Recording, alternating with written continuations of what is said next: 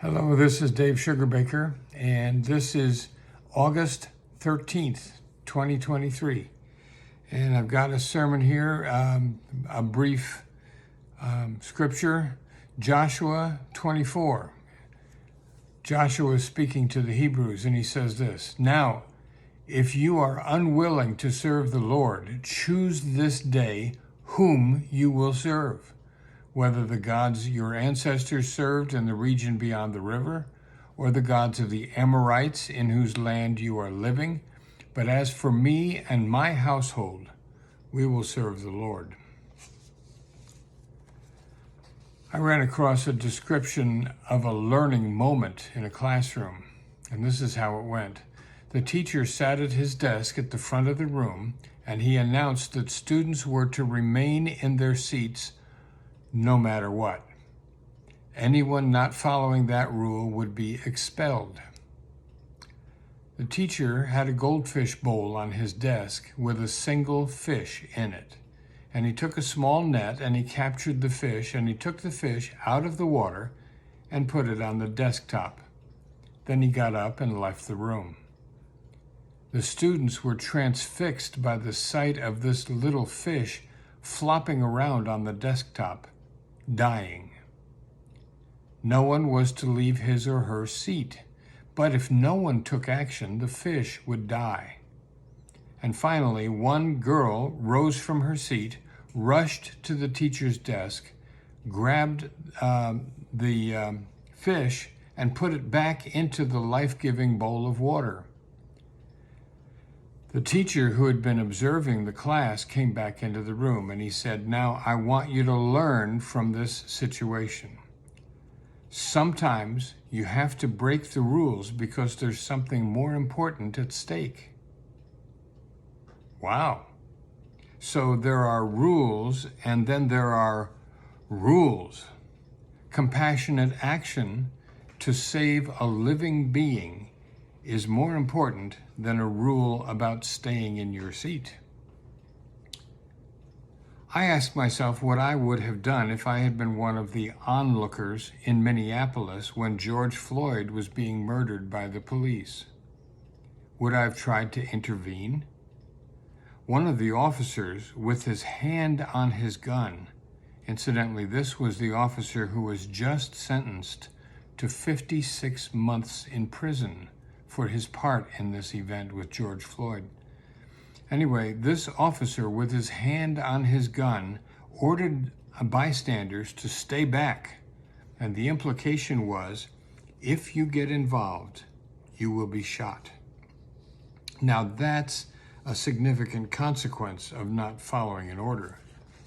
And I was impressed that one of the onlookers had the presence of mind to whip out their cell phone and get the incident on video. And in the end, that made a huge difference. For that onlooker, it was something more important than threats from the officer. Last week, I used a quote from the Diary of Anne Frank. And Anne wrote that she believed there was a deep down goodness in everyone. And that, I think, is heartbreakingly ironic. The Nazis found her and her family after they had hidden for 25 months in an attic in a house in Amsterdam.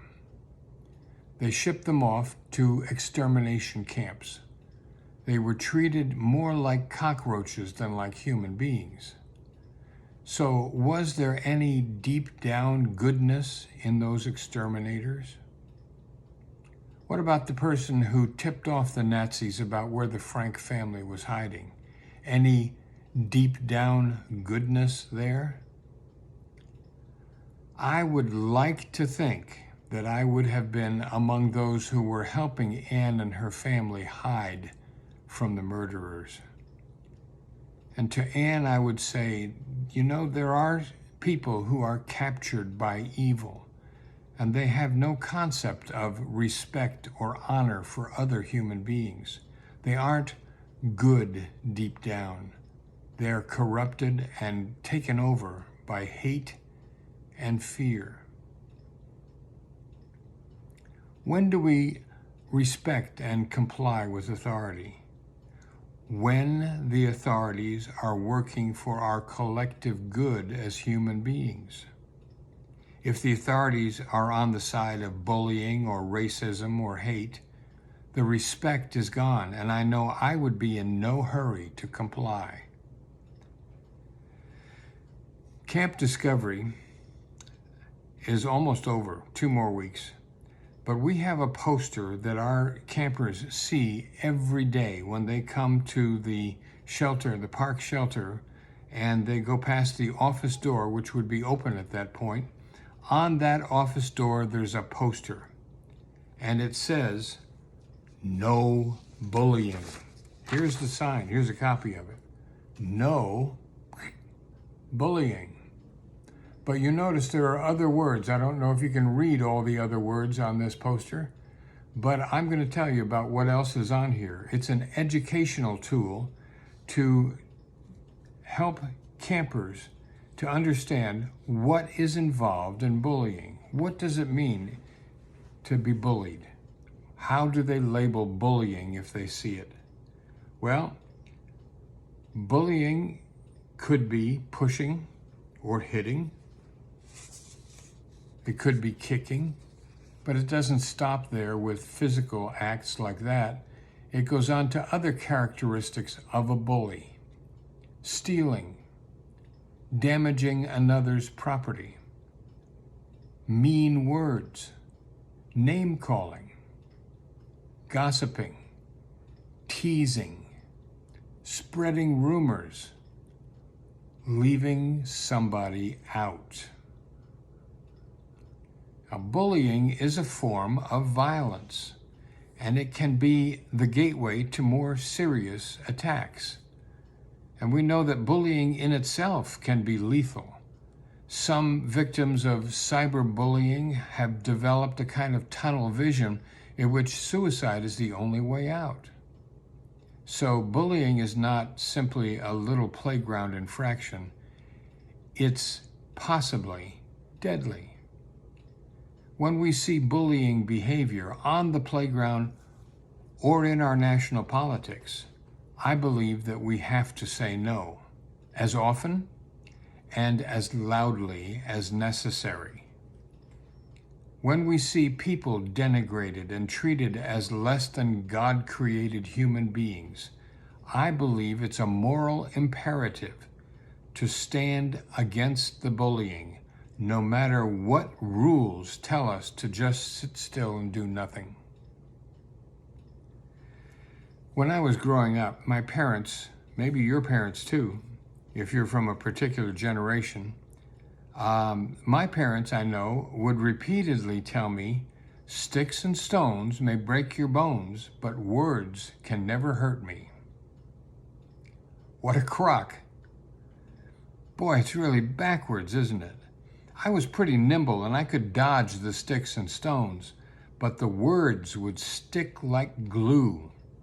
There was no way to delete them from my emotional memory.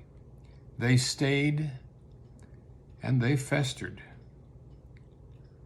We're hearing a lot about freedom of speech as a fundamental human freedom, or not a fundamental human freedom, it may be, but it's an American freedom.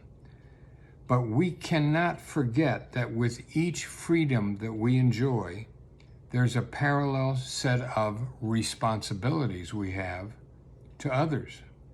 Our freedom of speech stops when it endangers other people.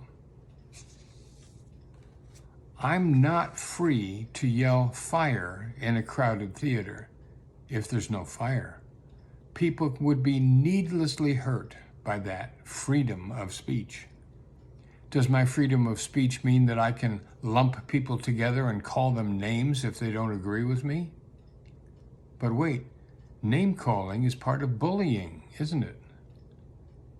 Is it an American freedom to be able to bully anyone, anywhere, anytime? I don't think so.